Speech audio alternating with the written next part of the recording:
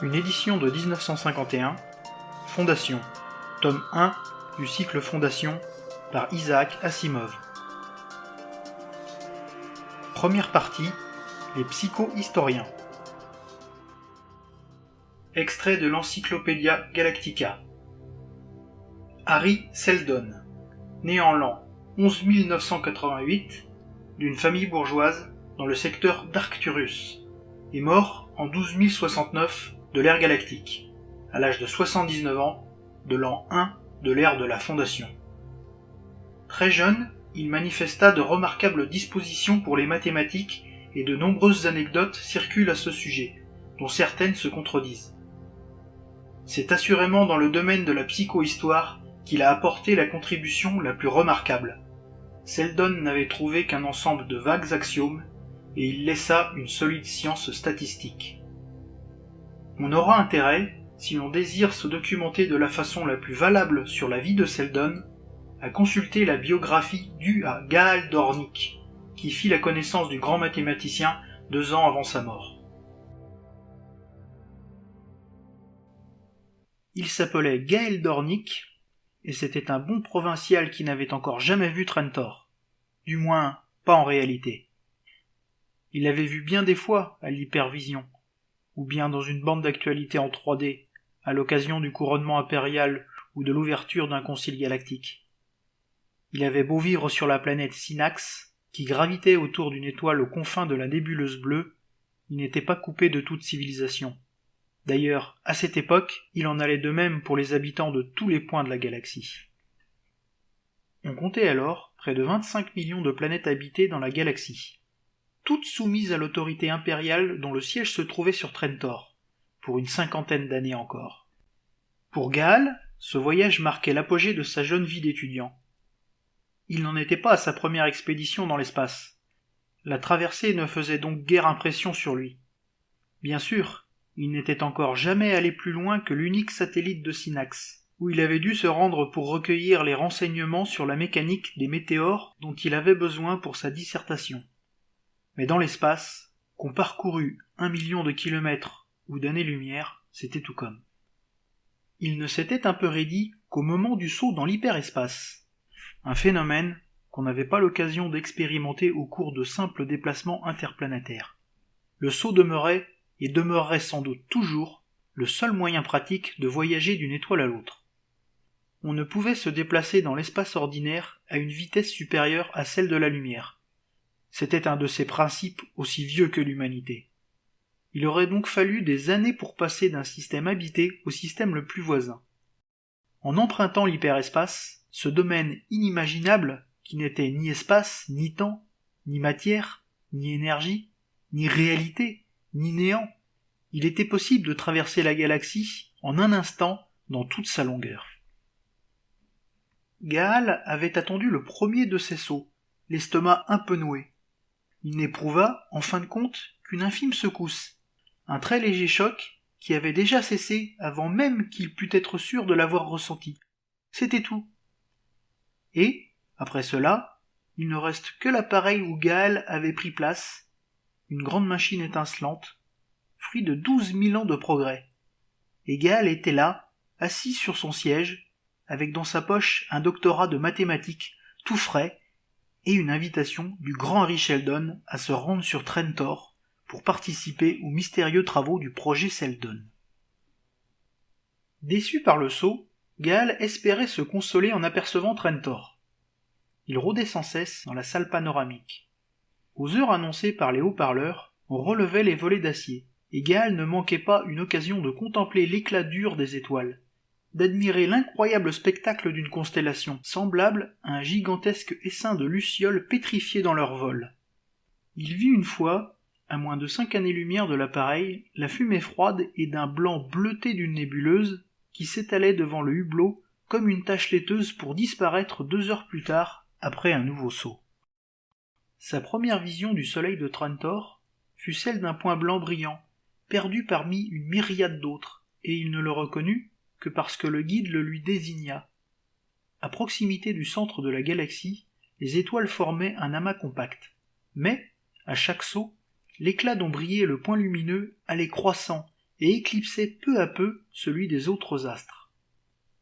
Un membre de l'équipage traversa la salle en annonçant « La baie panoramique va être fermée pour le reste du voyage. Préparez-vous à débarquer. » Gaal lui emboîta le pas et le saisit par la manche de son uniforme blanc où brillait le soleil de l'astronef, emblème de l'Empire. « Est-ce que je ne pourrais pas rester ?» demanda-t-il. « J'aimerais voir Trantor. » L'homme sourit et Gaal se sentit rougir. Il se rendit compte qu'il avait un accent provincial. « Nous arriverons dans Trantor dans la matinée, » dit l'homme. « J'aimerais voir le paysage. »« Je suis navré, mon garçon. Ce sera possible à bord d'un astronef de plaisance, mais nous descendons maintenant face au soleil. Vous n'avez tout de même pas envie d'être à la fois aveuglé, brûlé et atteint par les radiations, non ?» Gaal s'éloigna, dépité. « De toute façon, lui lança l'autre, Trantor ne vous apparaîtra que comme une grande tache grise. Pourquoi ne feriez-vous pas une excursion en astronef quand vous serez sur place? Ça ne coûtera pas cher. »« Merci, je n'y manquerai pas, » fit Gaal. C'était enfantin d'être aussi désappointé, mais Gaal n'y pouvait rien, il en avait la gorge serrée. Il n'avait jamais vu Trantor s'étaler dans toute son inconcevable splendeur. Et il n'avait pas pensé qu'il lui faudrait encore attendre pour jouir de ce spectacle.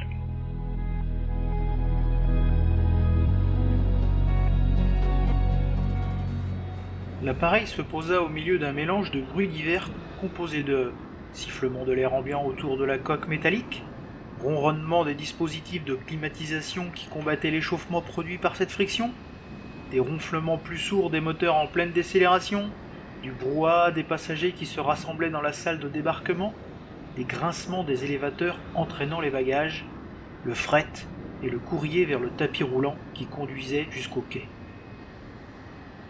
Gaal sentit la légère secousse signifiant que l'astronef venait de s'arrêter. Depuis des heures, la force de gravité de la planète remplaçait lentement la pesanteur artificielle à laquelle était soumis l'appareil.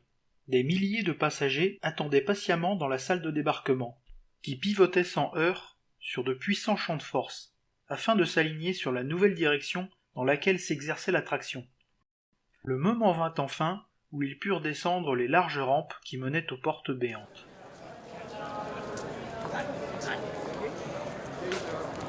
Gaal n'avait que peu de bagages. Il s'arrêta à un guichet tandis qu'on les examinait rapidement. On vérifia son passeport, on y apposa un visa, mais il ne prêta que peu d'attention à ces diverses formalités. Il était sur Trantor. L'atmosphère semblait un peu plus dense, la pesanteur un peu plus forte ici que sur sa planète natale de Synax, mais il s'y habituerait.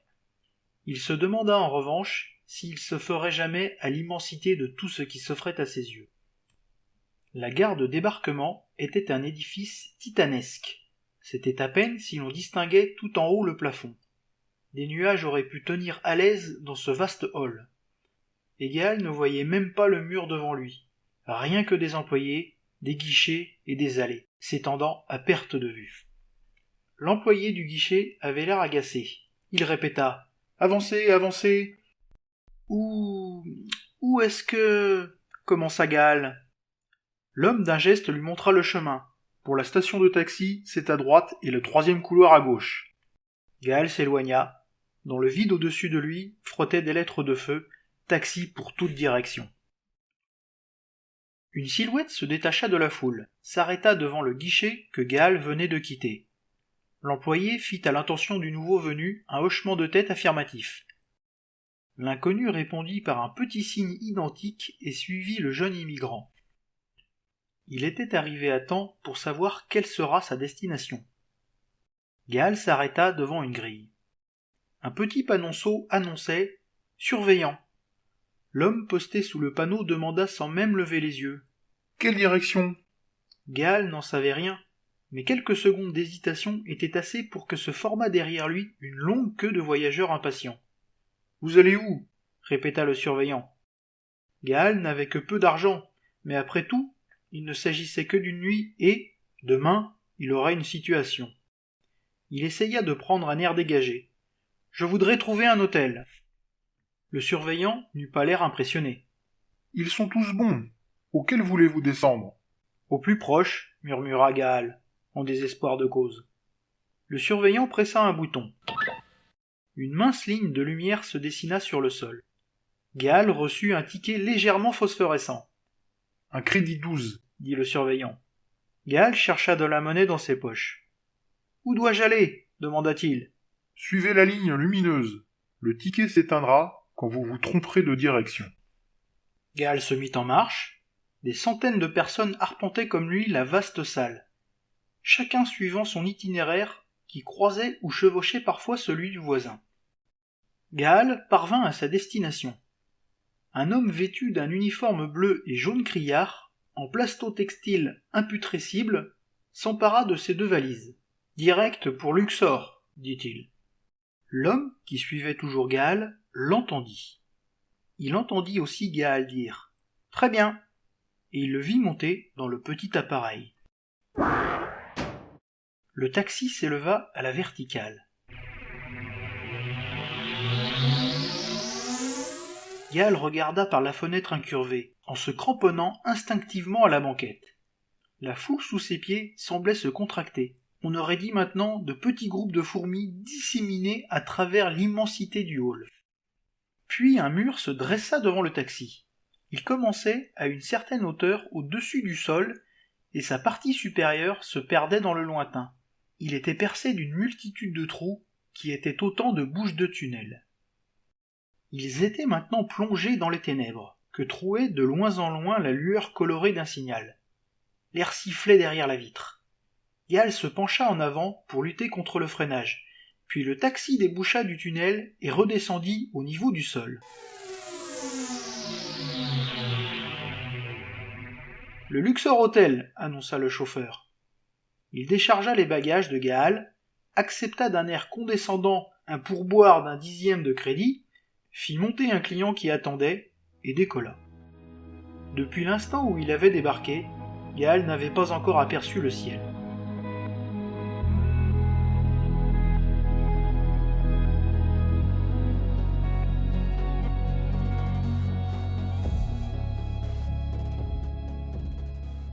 Extrait de l'Encyclopédia Galactica.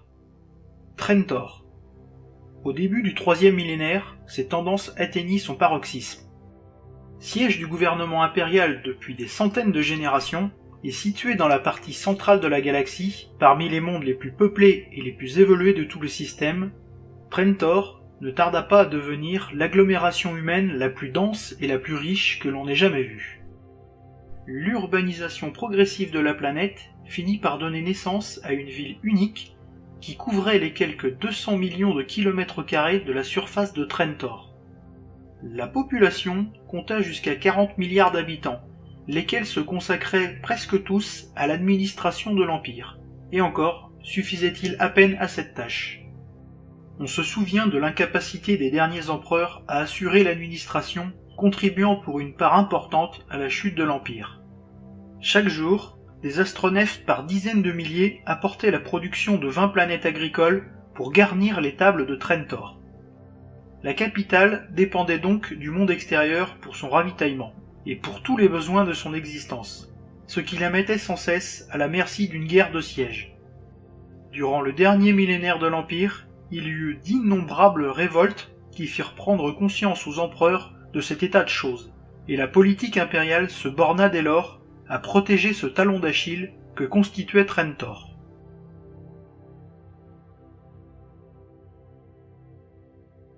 Gaal ne savait pas si le soleil brillait ni s'il faisait jour ou nuit. Il avait honte de demander. La planète tout entière semblait vivre sous une carapace de métal. Le repas qu'on venait de lui servir était baptisé déjeuner, mais il savait que plus d'une planète vivait suivant une division du temps standard qui ne tenait pas compte de l'alternance parfois malcommode du jour et de la nuit. La période de gravitation variait suivant les planètes et il ignorait quelle était celle de Trentor. Il s'était empressé de suivre les panonceaux menant au solarium, mais il n'avait trouvé là qu'une salle baignée de rayons artificiels. Il s'y attarda quelques instants, puis regagna le hall du Luxor. « Où puis-je prendre un billet pour un tour de la planète ?» demanda-t-il à l'employé de la réception. « Ici même. Quand a lieu le prochain départ ? Vous venez de le manquer. Il y en aura un autre demain. En prenant votre billet maintenant, nous vous garderons une place. Mais demain, il sera trop tard, car il sera à l'université. Il n'existe pas de tour d'observation? De belvédère, reprit-il? Quelque chose qui soit à l'air libre? Si, bien sûr. Je peux vous vendre un billet si vous voulez. Attendez que je vérifie s'il ne pleut pas. L'employé manœuvra un levier placé près de son coude et attendit que les lettres fluorescentes se dessinent sur un écran de verre dépoli. Gaal déchiffra en même temps que lui le bulletin. « Beau temps, dit l'employé. Mais d'ailleurs, je crois bien que c'est la saison sèche. Je vous dirai, ajouta-t-il, que je ne sors pour ainsi dire jamais.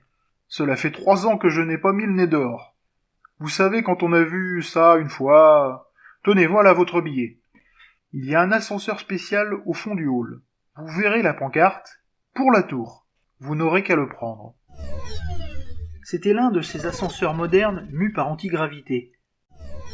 Gaal pénétra dans la cabine et d'autres passagers s'engouffrèrent avec lui. Le liftier manœuvra un bouton. Gaal eut un instant l'impression d'être suspendu dans l'espace quand la gravité tomba à 0. Puis il reprit un peu de poids à mesure que l'appareil accélérait. Le mouvement bientôt se ralentit et Gaal sentit ses pieds quitter le sol. Il ne put réprimer un petit cri. « Coincez vos pieds sous la rampe, vous n'avez donc pas lu la vie ?» Les autres le regardaient en souriant, lui qui s'efforçait vainement de redescendre. Ils avaient tous les pieds passés sous la barre chromée qui sillonnait la surface du plancher, à 60 cm les unes des autres. Gaël avait bien remarqué ces barres en entrant, mais il ignorait quel était leur usage. Une main secourable se tendit enfin vers lui et le ramena au sol. Il eut à peine le temps de bredouiller des remerciements. L'ascenseur s'arrêta. Gaal s'avança sur une vaste plateforme baignée d'une lumière éblouissante qui lui brûla les yeux. L'homme qui, dans l'ascenseur, l'avait aidé à regagner le plancher se trouva juste à côté de lui. « Ce ne sont pas les sièges qui manquent, dit-il, d'un ton amène. »« En effet, dit Gaal. » Il se dirigea machinalement vers les bancs, puis s'arrêta. « Excusez-moi, dit-il, mais j'aimerais bien m'arrêter d'abord près des balustrades, car je voudrais voir un peu. » L'homme lui fit un petit salut de la main et s'éloigna, tandis que Gaal se penchait par-dessus le garde-fou qui s'élevait à hauteur d'épaule pour se repaître du panorama. Il ne voyait pas le sol qui disparaissait sous le grouillement des constructions. À l'horizon, où que se portât son regard, il n'apercevait que le métal se découpant dans le ciel. Et il savait que, sur toute l'étendue de la planète, il aurait trouvé un paysage identique. Rien ne bougeait, sauf çà et là un astronef de plaisance qui flânait dans le ciel. Pourtant, sous la carapace métallique de la planète, s'agitaient des milliards d'hommes. Il n'y avait pas trace de verdure, ni de terre, pas un signe de vie autre qu'humaine. Quelque part au milieu de cet océan d'acier, se trouvait le palais de l'empereur avec ses 25 000 hectares de parterres et de jardins. Mais on ne le voyait pas de là. Peut-être était-il à 10 ou 15 000 kilomètres. Gaal n'en savait rien. Il faudra tout de même qu'il trouve le temps de faire ce tour de Trentor. Il poussa un profond soupir en se disant qu'enfin il était sur Trentor, le centre de la galaxie, le berceau de la race humaine. Il n'avait pas conscience des faiblesses de ce monde titanesque. Il ne voyait pas les convois de ravitaillement arriver les uns après les autres. Il ne se rendait pas compte que seul un fragile cordon reliait ainsi les 40 milliards d'habitants de la planète et du reste de la galaxie. Il admirait seulement la prodigieuse réalisation que constituait cet ensemble, ce point final mis à la conquête de tout un univers. Un peu étourdi, il revint vers le centre de la plateforme. Son ami de l'ascenseur lui désigna un fauteuil à côté du sien. Gaal s'y assit. « Je m'appelle Géril, fit l'homme en souriant. C'est votre premier voyage sur Trentor ? » « Oui, monsieur Géril. »« C'est bien ce que je pensais. La vue de Trentor vous fait toujours quelque chose, pour peu qu'on ait un tempérament poétique. Les Trentoriens, eux, ne viennent jamais ici. Ils n'aiment pas ça. Le paysage les rend malades. »« Malades ? Oh ! Je crois que je ne me suis pas présenté. Je m'appelle Gaal. Pourquoi cela les rendrait-il malades ? C'est superbe. C'est une question d'opinion, Gaal. Quand on est dans une alvéole, qu'on grandit dans un couloir, qu'on travaille dans une cellule et qu'on prend ses vacances dans un solarium où les gens se bousculent, On ne risque rien de moins que la dépression nerveuse le jour où l'on s'aventure à l'air libre sans rien que le ciel au-dessus de la tête. On fait venir les enfants ici une fois par an, à partir de 5 ans. Je ne sais pas si ça leur fait vraiment du bien.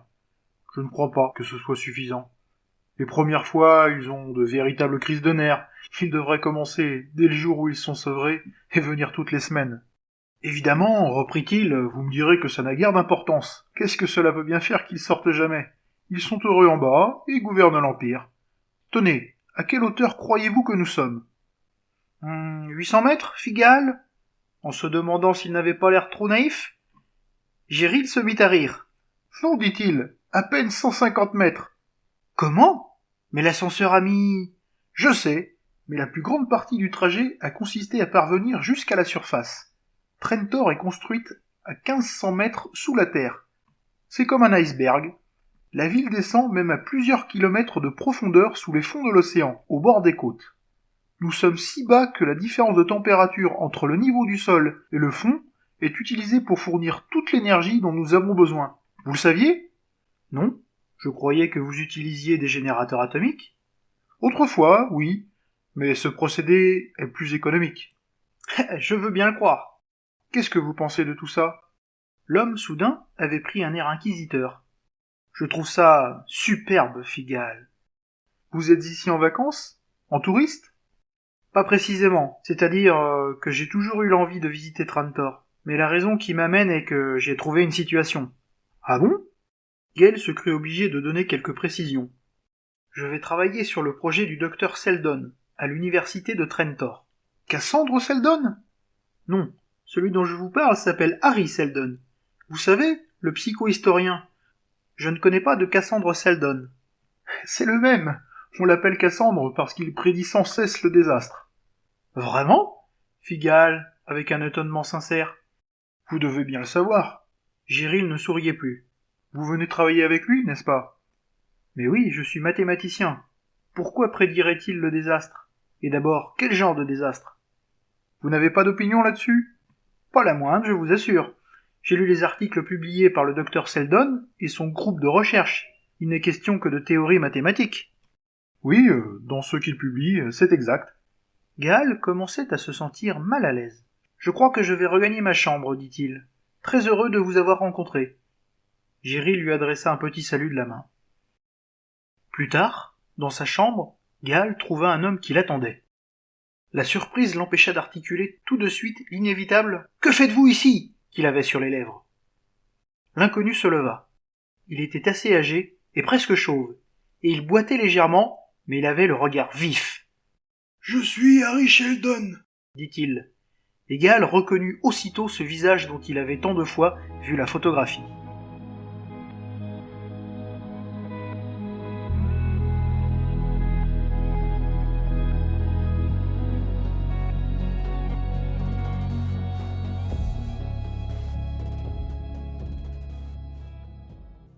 Extrait de l'Encyclopædia Galactica.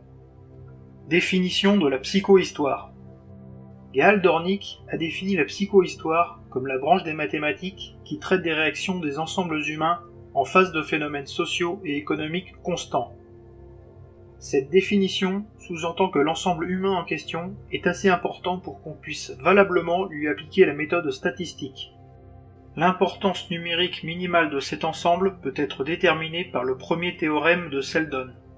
Une autre condition nécessaire est que le dit ensemble humain ignore qu'il est soumis à l'analyse psychohistorique, afin que ses réactions n'en soient pas troublées.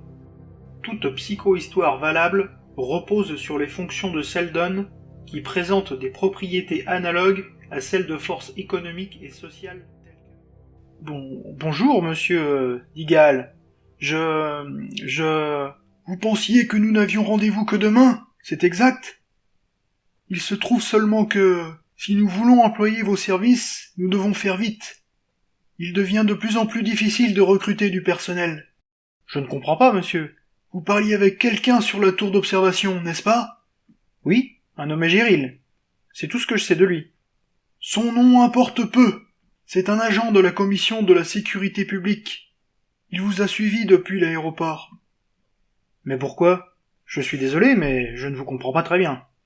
Cet homme ne vous a-t-il rien dit à mon sujet? Gall hésita un instant. Il vous appelait Cassandre Seldon. Vous a-t-il dit pourquoi? Il a prétendu que vous prédisiez le désastre. En effet. Que pensez-vous de Trentor? Décidément, tout le monde semblait tenir à connaître son opinion sur Trentor. Gall ne put que répéter « C'est superbe ». Vous dites cela sans réfléchir? Que faites-vous de la psychohistoire? Je n'ai pas pensé à l'appliquer à ce problème. Quand vous aurez travaillé quelque temps avec moi, jeune homme, vous prendrez l'habitude d'appliquer la psychohistoire à tous les problèmes. Regardez. Seldon tira d'une poche de sa ceinture son bloc à calcul. On disait qu'il en avait toujours un sous son oreiller pour s'en servir en cas d'insomnie. Le bloc avait à l'usage perdu un peu de son brillant. Les doigts de Seldon pressèrent les touches de matière plastique disposées sur les bords de l'appareil. Des symboles mathématiques se détachèrent en rouge sur la surface grise. « Ceci, dit-il, représente la situation actuelle de l'Empire. » Il attendit un moment en fixant Gall. « Il ne s'agit sûrement pas d'une représentation complète, fit enfin Gall. »« Non, pas complète, dit Sheldon. Je suis heureux de voir que vous n'acceptez pas aveuglément mes affirmations. Toutefois, c'est une approximation qui suffira aux besoins de ce que je veux découvrir. Vous êtes d'accord? Sous réserve que je vérifie plus tard la dérivation de la fonction, oui. Gall prenait bien soin de ne pas se laisser entraîner dans un piège. Bon, ajoutez à cela la possibilité d'un assassinat de l'empereur, d'une révolte du vice-roi, de la récurrence des crises économiques, À mesure qu'il parlait, de nouveaux symboles apparaissaient sur le petit tableau pour venir s'adjoindre à la fonction primitive qui s'étendait et se modifiait sans cesse. Gall n'interrompit Seldon qu'une seule fois. « Je ne vois pas l'intérêt de cette transformation. » Seldon répéta celle-ci plus lentement. « Mais, dit Gall, vous utilisez une socio-fonction interdite ?»« Parfait! Vous avez l'esprit vif, mais pas tout à fait assez. Elle n'est pas interdite dans ce cas-là. Je vais recommencer en utilisant la méthode d'expansion. » Ce procédé était beaucoup plus long, et, quand Seldon eut terminé le calcul, Gall reconnut humblement. « Ah oui, je comprends maintenant. » Seldon enfin annonça. « Et voici Trentor, dans 5 siècles d'ici. Comment interprétez-vous cela ?» La tête penchée de côté, il attendit. « La destruction totale » fit Gall incrédule. « Mais c'est impossible. Trentor n'a jamais été... » Seldon était vibrant d'excitation. On sentait que son corps seul avait vieilli. « Mais si, vous avez vu comment on parvenait à ce résultat? Exprimez cela en mots, oubliez un instant les symboles. » À mesure que Trentor devient plus spécialisée, dit Gall, elle devient plus vulnérable, moins apte à se défendre. Or, à mesure que s'y développe l'administration centrale de l'Empire, la planète devient une proie plus enviable. D'autre part, étant donné les difficultés croissantes que soulève le problème de la succession impériale, les querelles toujours plus violentes qui opposent les grandes familles les unes aux autres, le sentiment dans la responsabilité envers la société va l'affaiblissant. C'est assez. Et quelles sont les probabilités numériques de destruction totale d'ici 5 siècles? Je ne saurais vous dire. Voyons, vous savez tout de même faire une différenciation de champs. Gall se sentit pris de court. Seldon ne lui proposa pas son bloc de calcul. Il dut donc faire ses opérations de tête. La sueur se mit à couler sur son front. Environ 85%, dit-il enfin. Pas mal. Mais ce n'est pas tout à fait cela. Le chiffre exact est 92,5%. Voilà donc, dit Gall, pourquoi on vous appelle Cassandre Seldon. Comment se fait-il que je n'ai jamais rien vu de tout cela dans les journaux? On ne peut pas publier des choses pareilles, voyons. Vous ne pensez tout de même pas que l'Empire ira révéler ainsi sa faiblesse? C'est une démonstration de psychohistoire élémentaire. Mais certains des résultats de nos calculs sont venus aux oreilles de l'aristocratie. C'est ennuyeux. Pas forcément. Nous en tenons compte. Voilà donc pourquoi on me questionne? Exactement. On cherche à se renseigner sur tout ce qui touche à mon projet. Êtes-vous en danger, monsieur? Bien sûr. Les probabilités en faveur de mon exécution sont de 1,7%. Mais ce n'est naturellement pas ce qui nous arrêtera. Nous en avons également tenu compte. Nous vous verrons, je suppose, demain à l'université? C'est entendu, fit Gall.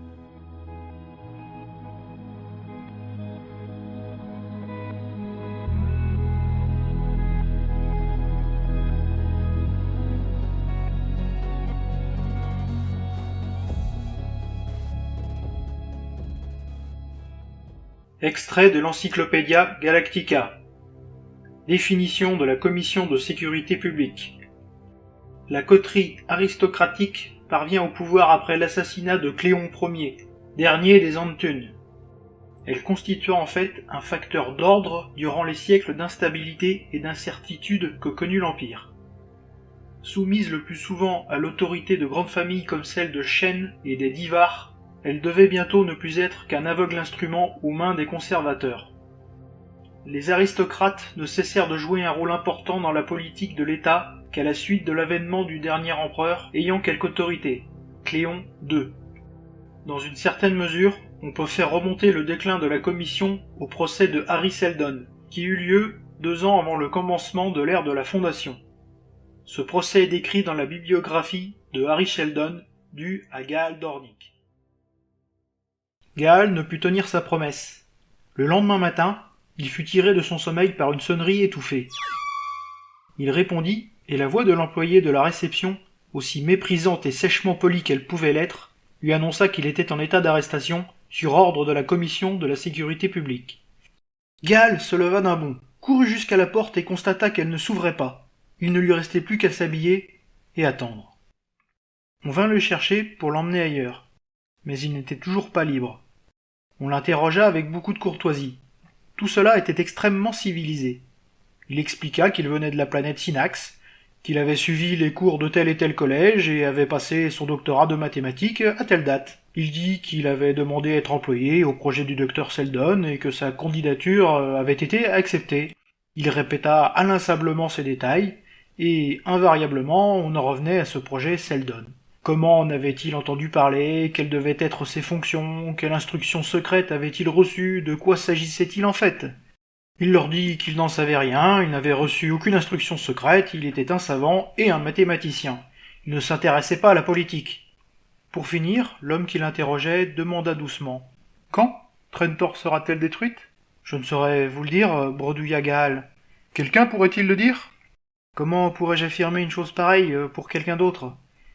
Il sentait la sueur perler sur son front. « Quelqu'un vous a-t-il parlé de cette destruction ?» demanda l'interrogateur. « Vous a-t-on cité une date ?»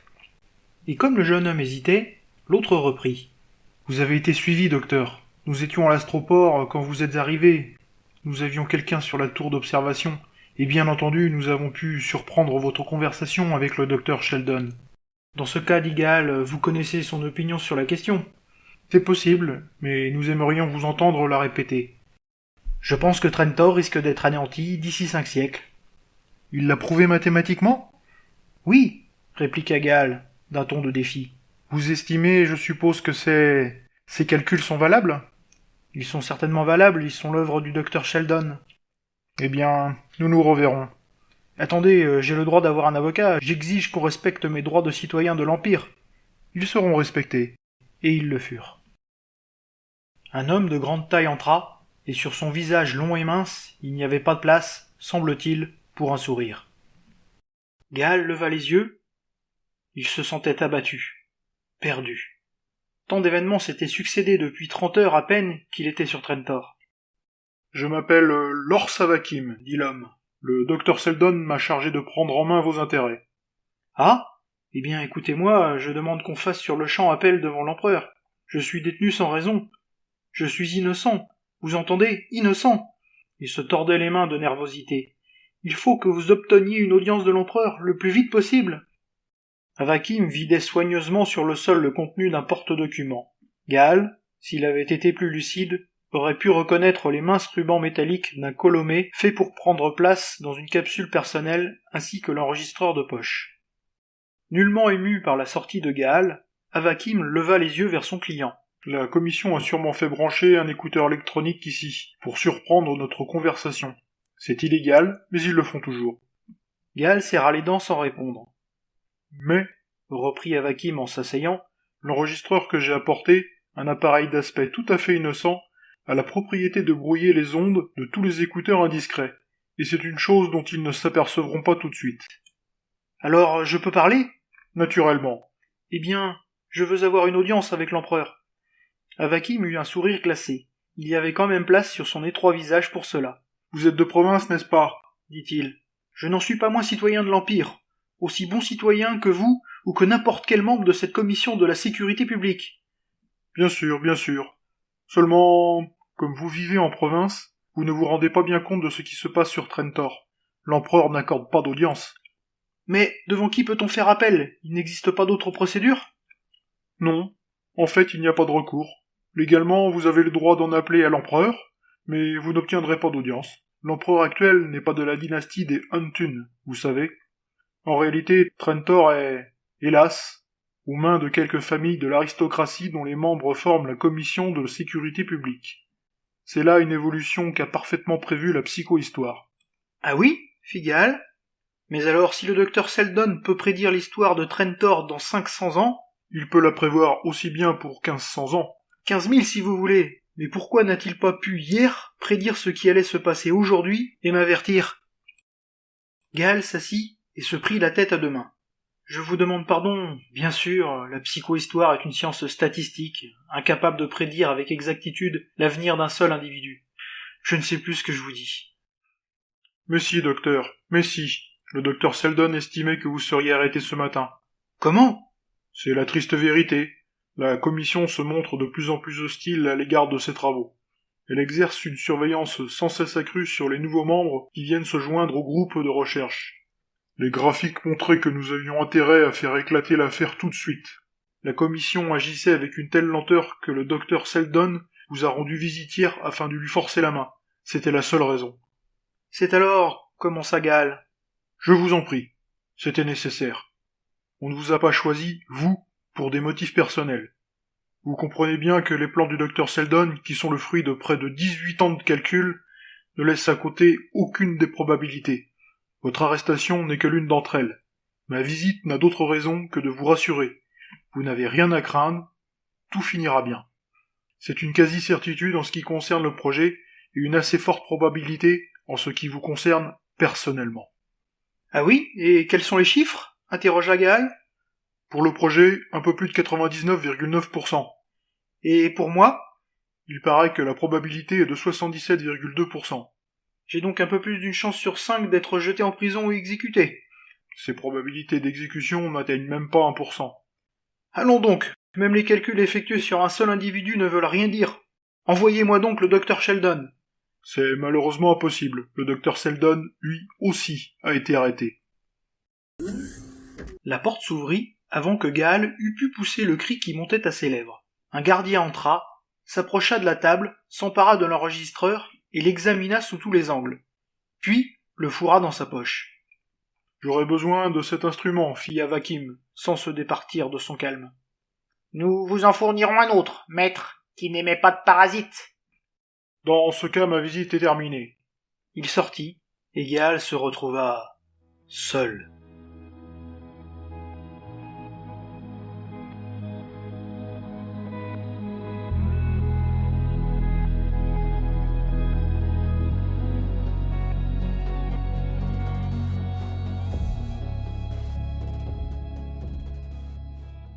Le procès n'avait pas duré longtemps. Du moins, Gaël supposait qu'il s'agissait bien d'un procès, encore qu'on n'y trouvât aucune des procédures compliquées employées d'ordinaire. Et, malgré cela, Gaël avait du mal à se souvenir du début. On ne l'avait guère inquiété. C'était sur le docteur Seldon que s'était concentré le feu de la grosse artillerie. Mais Harry Seldon demeurait impassible. Gaal voyait en lui le seul point stable d'un monde qui se dérobait sous ses pas. L'assistance était peu nombreuse et ne comprenait que les barons de l'Empire. Ni le grand public ni la presse n'avaient été admis. Et peu de gens à l'extérieur devaient même savoir que Seldon était cité en justice. Quant aux assistants, ils ne dissimulaient pas leur hostilité. 5 membres de la commission de la sécurité publique étaient assis sur l'estrade. Ils arboraient l'uniforme pourpre et d'or de leur fonction. Au centre siégeait le chef de la commission, Ling Shen. Gaal n'avait encore jamais vu de si haut personnage et le dévora des yeux. Ce fut à peine si Shen dit un mot tout au long du procès. Il semblait penser que parler était indigne de lui. Le procureur consulta ses notes et procéda à l'interrogatoire de Sheldon. « Voyons, docteur Sheldon, Combien d'hommes travaillent actuellement au projet que vous dirigez? 50 mathématiciens. Dont le docteur Gaël Dornick?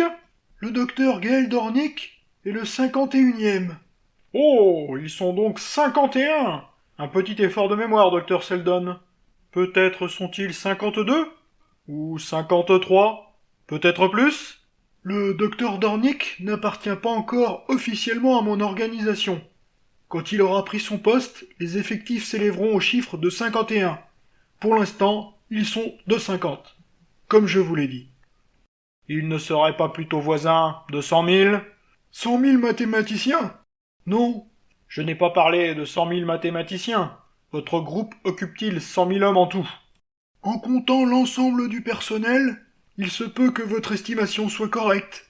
Il se peut, je l'affirme, et je prétends que votre projet occupe 98 172 personnes. Vous devez compter les femmes et les enfants. Je maintiens ce nombre d'individus. N'ergotons pas. J'accepte ce chiffre. Nous reviendrons plus tard sur ce point. J'aimerais maintenant reprendre une question que nous avons déjà traitée tout à l'heure. Voudriez-vous nous répéter, docteur Seldon, ce que vous pensez de l'avenir de Trentor? J'ai dit, et je répète que, dans 5 siècles d'ici, Trentor sera en ruine. Vous ne considérez pas cette déclaration comme déloyale? Non, monsieur le procureur. La vérité scientifique dépasse les concepts de loyauté et de trahison. Vous êtes certain que votre déclaration représente la vérité scientifique? Absolument. Sur quoi vous appuyez-vous? Sur les mathématiques et la psychohistoire. Pouvez-vous prouver que ces calculs soient valables? Seul un autre mathématicien pourrait comprendre ma démonstration. Vous prétendez donc, n'est-ce pas, que votre vérité est d'un caractère si ésotérique qu'elle dépasse l'entendement du simple citoyen? Il me semble que la vérité devrait être plus claire, moins mystérieuse, plus accessible à l'esprit. Ces difficultés n'existent que pour certains. La physique du transfert d'énergie, ce que nous appelons la thermodynamique, est depuis le fond des âges un phénomène parfaitement défini. Il peut cependant se trouver aujourd'hui, dans l'assistance, des gens qui seraient incapables de dessiner l'épure d'un moteur. Des gens très intelligents d'ailleurs. Je doute que les membres de cette honorable commission... À ce moment-là, un des commissaires se pencha vers le procureur. On n'entendit pas ce qu'il disait, mais il parlait d'un ton sec et sifflant. Le procureur rougit et interrompit Seldon. « Nous ne sommes pas ici pour écouter des discours, docteur Sheldon. Admettons que vous nous avez convaincus. Permettez-moi de vous dire que vos prédictions de désastre pourraient fort bien avoir pour but de saper la confiance du public envers le gouvernement impérial, à des fins connues de vous seul. Il n'en est rien. Laissez-moi vous rappeler que, selon vous, la période précédant la prétendue ruine de Trentor doit être marquée par une certaine agitation. C'est exact. J'affirme, moi, qu'en prédisant ce désastre, vous espérez le provoquer et avoir alors à votre disposition une armée de 100 000 hommes. Absolument pas. Et même si ça l'était, une rapide enquête montrerait que, dans les personnes qui sont sous mes ordres, il n'y a pas 10 000 hommes d'âge à porter des armes. Aucun d'eux, du reste, n'a la moindre formation militaire. Monsieur Sheldon, êtes-vous l'agent de quelqu'un d'autre? Je ne suis à la solde de personne, monsieur le procureur. Vous êtes entièrement désintéressé? Vous êtes au service de la science? Oui. Eh bien, voyons un peu comment, monsieur Sheldon, peut-on modifier l'avenir? Bien entendu. Ce tribunal, par exemple, peut exploser dans quelques heures, ou bien ne pas exploser. Dans le premier cas, l'avenir en sera certainement modifié, dans une faible mesure. Vous ergotez encore, docteur Seldon. L'histoire de la race humaine peut-elle être modifiée dans son ensemble? Oui. Facilement? Non, au prix de grands efforts. Pourquoi? La tendance psychohistorique de la population d'une planète entière dépend partiellement d'une force d'inertie considérable. Pour la modifier, il faut soit disposer d'un nombre d'individus égal au chiffre de la population, soit, si l'on ne peut compter que sur un nombre relativement faible d'individus, avoir beaucoup de temps devant soi. Vous comprenez? Je crois que oui. Trentor ne court pas nécessairement à la catastrophe, pourvu qu'il se trouve assez de gens pour empêcher ce désastre. C'est exact. Et 100 000 individus suffisent-ils? Non, monsieur le procureur. C'est bien trop peu. Vous en êtes sûr? Songez que, Trentor a une population de plus de 40 milliards d'habitants. Considérez en outre que la tendance qui mène à la catastrophe n'affecte pas Trentor seul, mais l'ensemble de l'Empire, c'est-à-dire près d'un quintillion d'êtres humains. Je vois où vous voulez en venir. Peut-être alors 100 000 individus suffisent-ils à modifier la tendance catastrophique, si eux et leurs descendants s'y efforcent durant 500 ans? Hélas, non. 500 ans représentent un délai trop bref. Ah? Dans ce cas, Dr Seldon, il nous reste à tirer nous-mêmes les conclusions de vos propos. Vous avez réuni 100 000 personnes dans le cadre de votre projet. Ce n'est pas assez pour modifier en 500 ans le cours du destin de Trentor. Autrement dit, ces 100 000 individus, quoi qu'ils fassent, ne peuvent empêcher la destruction de Trentor. Vous avez malheureusement raison. D'autre part, vos 100 000 employés n'ont pas été rassemblés à des fins illégales. Exact. Alors, Dr Sheldon, écoutez-moi bien, car la commission veut sur ce point une réponse dûment considérée. Pourquoi ces 100 000 individus? Le procureur avait haussé le ton. Il avait tendu son piège, il avait acculé Seldon. Il l'avait contraint à répondre. Un frémissement parcourut l'assistance, gagna les commissaires, dont seul le chef demeurait impassible. Harry Seldon ne broncha pas. Il attendit que le brouhaha se fût apaisé. Pour minimiser les effets de cette destruction. Qu'entendez-vous exactement par là? C'est bien simple.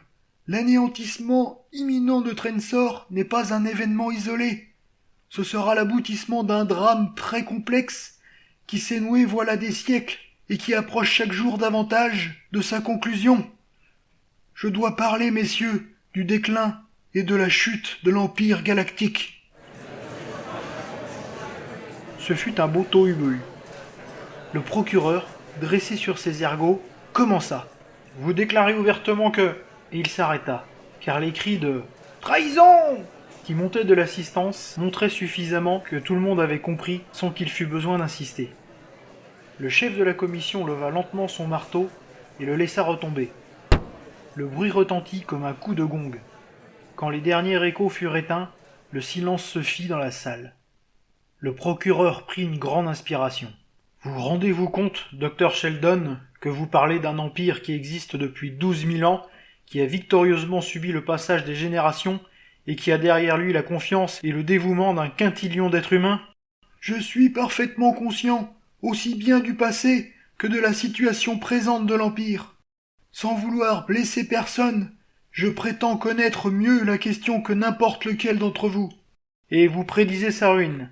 C'est une prédiction qui se fonde sur les mathématiques. Je ne porte pas de jugement moral. Je regrette, pour ma part, cette éventualité.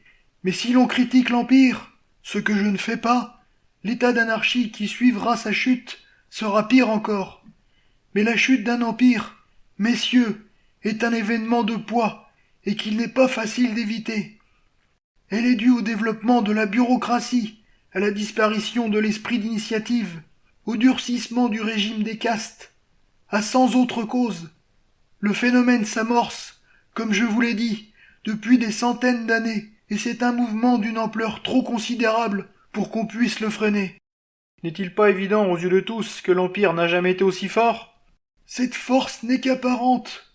On pourrait croire que l'Empire est éternel, et pourtant, monsieur le procureur, jusqu'au jour où la tempête le fend en deux, le tronc d'arbre pourri a toutes les apparences de la santé. L'ouragan souffle dès maintenant à travers les branches de l'Empire. Écoutez avec les oreilles de la psychohistoire, et vous percevrez les premiers craquements.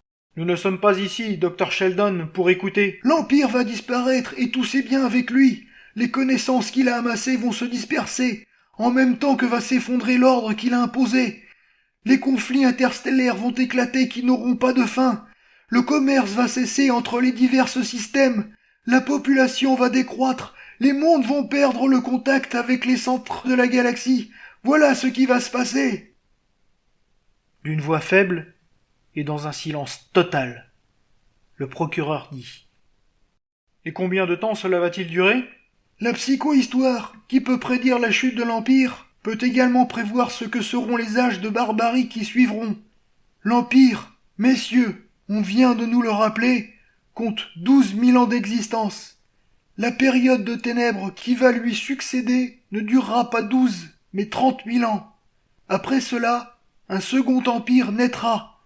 Mais entre la fin de notre civilisation et ce moment, un millier de générations auront été sacrifiées. C'est cela qu'il faut s'efforcer d'éviter. Vous vous contredisez. Vous avez dit tout à l'heure que vous ne pouviez empêcher la destruction de Trentor. Et, par conséquent, pas davantage la chute. La prétendue chute de l'Empire. Je ne vous dis pas que nous puissions empêcher cette chute, mais il n'est pas encore trop tard pour raccourcir la durée de l'intergène qui la suivra. Il est possible, messieurs, de réduire à un seul millénaire cette période d'anarchie, si l'on laisse désormais toute liberté d'action à mon groupe. Nous sommes à un moment délicat de l'histoire. Il faut éviter l'énorme masse des événements en marche, la dévier un tout petit peu. Ce ne sera pas grand-chose, mais cela suffira à épargner 29 000 ans de misère à l'humanité. Comment vous proposez d'y parvenir? En sauvegardant la connaissance de l'espèce. La somme des connaissances humaines dépasse les capacités d'un individu, de 1000 individus. En même temps que se brisera le cadre de notre société, la science s'éparpillera en d'innombrables fragments. Chaque individu ne connaîtra qu'une infime parcelle de ce qu'il faut savoir. Et les gens livrés à eux-mêmes seront impuissants. Ils se transmettront des bribes de science qui se perdront de génération en génération. Mais, si nous préparons maintenant un gigantesque inventaire de toutes les connaissances, rien ne sera perdu. Les générations à venir partiront de là et n'auront pas à tout redécouvrir elles-mêmes. Un millénaire suffira là où il aurait fallu 30 000 ans. Tout cela? Oui, voilà mon projet. Mais 30 000 hommes, avec leurs femmes et leurs enfants, se consacrent à la préparation d'une encyclopédia galactica. Ils ne l'achèveront pas de leur vivant. C'est à peine si j'en verrai le début. Mais l'ouvrage sera terminé quand Trentor tombera, et toutes les principales bibliothèques de la galaxie en posséderont un exemplaire. Le marteau du chef de la commission s'éleva et s'abattit sur le bureau. Harry Seldon quitta la barre et revint s'asseoir auprès de Gaal. « Mon numéro vous a-t-il plu » dit-il en souriant. « C'est magnifique, répondit Gaal. Mais que va-t-il se passer maintenant ? Ils vont ajourner la suite des débats et s'efforcer de parvenir à un accord avec moi. » Comment le savez-vous ? À parler franchement, dit Seldon, je n'en suis pas certain. Tout dépend du chef de la commission. Je l'étudie depuis des années. J'ai tenté d'analyser le mécanisme de son intellect, mais vous savez comme c'est risqué de vouloir introduire des variables d'un individu dans les équations psycho-historiques. Toutefois, j'ai bon espoir.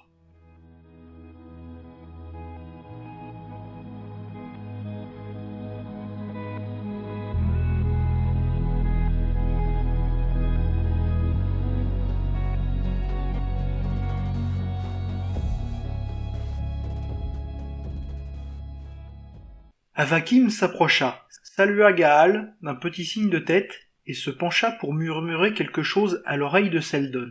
On annonça que l'audience était ajournée et les gardes emmenèrent Gaal et Seldon. Le lendemain, le procès reprit dans un climat très différent. Harry Seldon et Gaal Dornick étaient seuls avec la commission. Ils étaient tous assis à une grande table, et c'était à peine si l'on avait remarqué une séparation entre les 5 juges et les 2 accusés. Ceux-ci se virent même offrir des cigares d'une boîte en matière plastique iridescente qui semblait faite d'eau ruisselante. Bien que, sous les doigts, la boîte fût rigide et sèche, on avait l'impression de plonger les mains sous une cascade. Seldon accepta un cigare, Gaal refusa. « Mon avocat n'est pas présent, » fit observer Seldon. « Il ne s'agit plus du procès, docteur Seldon, » dit un des commissaires. « Nous sommes ici pour discuter de la sauvegarde de l'État. »« Je vais parler, » dit Ling Shen, et les autres commissaires se carrèrent dans leurs fauteuils. Un grand silence se fit dans la salle. Gaal retint son souffle. Shen, avec un visage dur et émacié qui lui donnait l'air plus vieux qu'il n'était en réalité, était le véritable empereur de toute la galaxie. L'enfant qui portait ce titre n'était qu'un symbole créé par Shen. « Dr Sheldon, commença Shen, vous troublez la paix du domaine impérial. Pas un seul du quintillion d'êtres humains qui vivent aujourd'hui parmi les systèmes de la galaxie n'existerait encore dans 100 ans.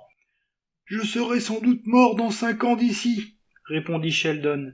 « Et pourtant ce problème me hante. Appelez cela de l'idéalisme. Dites si vous voulez que je m'identifie à ce concept mythique que l'on désigne sous le nom d'homme. » Je n'entends pas me donner le mal de comprendre le mysticisme, mais pouvez-vous me dire pourquoi je ne peux pas me débarrasser de vous et de la déplaisante et inutile perspective d'un lointain avenir que je ne verrai jamais, en vous faisant tout simplement exécuter ce soir. Il y a une semaine, dit Sheldon, vous auriez pu le faire, et maintenir aussi à 1 sur 10 vos chances de vivre jusqu'à la fin de l'année. Aujourd'hui, cette probabilité n'est plus que d'1 sur 1000. Un frisson parcourut l'assistance, et Gaal sentit ses cheveux se hérisser sur sa nuque. Shane baissa légèrement les paupières. « Comment cela ?» Rien ne peut plus empêcher la chute de Trentor, mais celle-ci peut être ratée, car la nouvelle de mon procès interrompu va se répandre à travers toute la galaxie. L'échec de mon projet qui se proposait d'atténuer les effets du désastre convaincra les gens que l'avenir n'a rien à leur apporter. Ils songent déjà avec envie à la vie que menaient leurs grands-parents. Ils vont estimer que seul compte ce dont chacun peut profiter dans l'instant présent.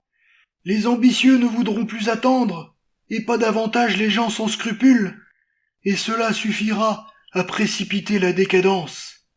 Faites-moi exécuter, et ce ne sera pas dans 5 siècles, mais dans 50 ans que Trentor tombera. Et vous-même ne tiendrez pas 1 an. Ce sont là des mots bons à faire peur aux enfants, mais votre mort n'est pas la seule solution qui puisse nous satisfaire. Il souleva légèrement la main, ne laissant reposer que 2 doigts effilés sur la pile de papier disposée devant lui. « Dites-moi, reprit-il, n'aurez-vous pour seule activité que de préparer cette encyclopédia dont vous parlez ?»« Parfaitement. »« Et faut-il absolument que ce travail se fasse sur Trentor ?»« C'est sur Trentor, monsieur le commissaire, que se trouve la bibliothèque impériale, ainsi que l'université. »« Et si vous vous installiez ailleurs, par exemple sur une planète où la vie agitée et les distractions d'une métropole ne viendraient pas troubler vos travaux, où vos hommes pourraient se consacrer entièrement à leurs tâches, cela n'aurait pas certains avantages ? » ?»« De légers avantages, peut-être. »« Eh bien, nous avons choisi pour vous un monde où vous pourrez travailler tout à loisir, docteur, avec vos 100 000 collaborateurs. La galaxie saura que vous consacrez tous vos efforts à combattre la décadence. On annoncera même que vous empêcherez la chute. » Il ajouta en souriant.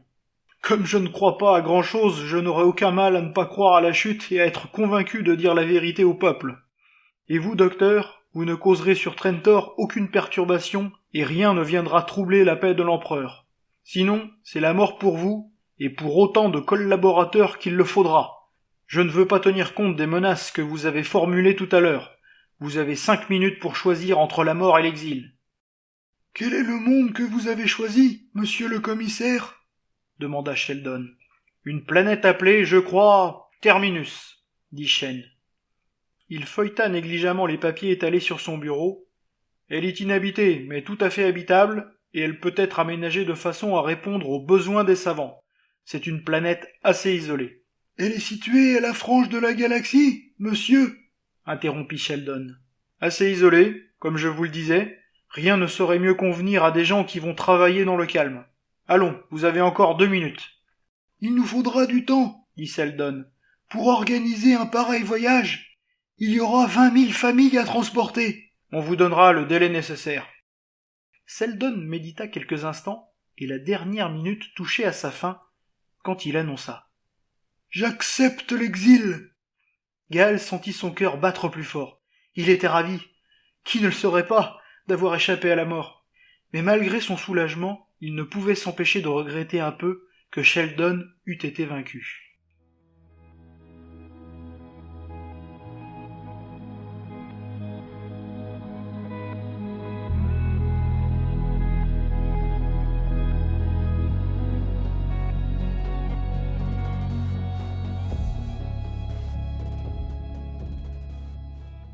Ils restèrent longtemps silencieux dans le taxi qui les emmenait sur des centaines de kilomètres de tunnels conduisant à l'université.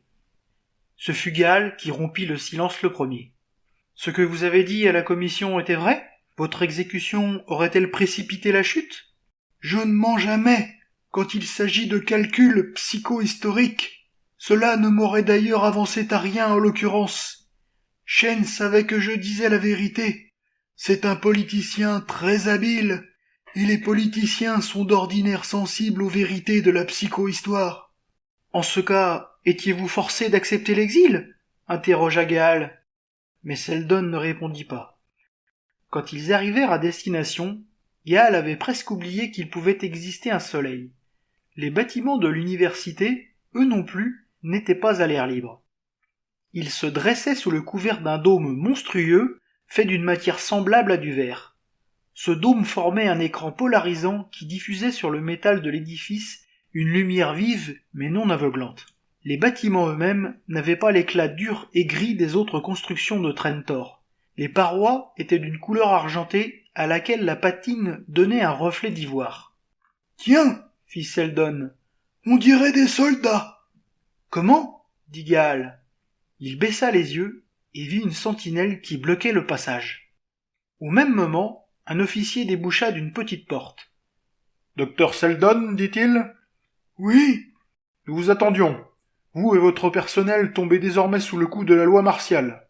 J'ai mission de vous annoncer que vous avez 6 mois pour mettre au point vos préparatifs de départ pour Terminus. »« 6 mois » s'exclama Gaal, mais Seldon lui serra doucement les bras. « Ce sont mes consignes » répéta le capitaine. Il disparut, et Gaal se tourna vers Seldon. « Mais voyons, que pouvons-nous faire en 6 mois ? C'est un meurtre à longue échéance, tout simplement. »« Du calme, du calme. Passons dans mon bureau. » Le bureau n'était pas grand, mais il était rigoureusement à l'abri de toute table d'écoute. Les dispositifs, au lieu de percevoir un silence suspect ou un brouillage plus suspect encore, enregistraient une conversation parfaitement innocente entre plusieurs interlocuteurs. « 6 mois nous suffiront, » dit Sheldon en s'appuyant. « Je ne vois pas comment. »« Parce que, mon garçon, dans un projet comme le nôtre, les actions des autres se plient en fait à nos besoins. Ne vous ai-je pas déjà dit que le caractère de Shen avait été soumis à une analyse extrêmement fouillée ? Nous n'avons laissé le procès s'ouvrir qu'au moment qui convenait à notre propos. »« Mais avez-vous pu choisir aussi d'être exilé sur Terminus ? Pourquoi pas ?» Son index pressa un coin de la table et une petite section de la paroi derrière lui s'écarta, révélant une série de casiers. Seul Seldon pouvait manœuvrer ce mécanisme, car le dispositif n'était sensible qu'à ses empreintes digitales. « Vous trouverez dans ce classeur divers microfilms, dit-il. Prenez celui marqué de la lettre T. » Gaal obéit et attendit que Seldon eût fixé la bobine dans le projecteur. Puis, il ajusta le viseur que lui tendait son hôte et regarda le film qui se déroulait devant ses yeux. « Mais alors, commença-t-il ? »« Qu'est-ce qui vous étonne ?» demanda Seldon. « Cela faisait 2 ans que vous prépariez ce départ ? » 2 ans et demi.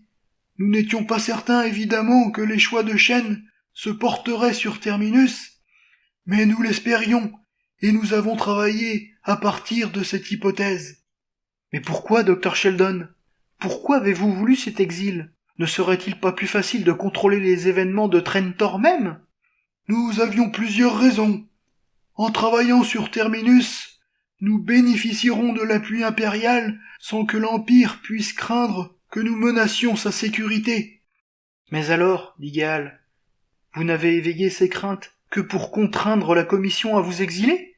Je ne comprends toujours pas. »« Peut-être 20 000 familles ne seraient-elles pas allées de leur plein gré s'installer aux confins de la galaxie ? » ?»« Mais pourquoi les obliger à partir si loin ? » Gaal attendit une réponse, puis reprit. « Je n'ai peut-être pas le droit de le savoir. »« Pas encore, » dit Sheldon. « Il suffit pour le moment que vous sachiez qu'une colonie scientifique va être établie sur Terminus, et qu'une autre ira s'installer à l'extrémité opposée de la galaxie.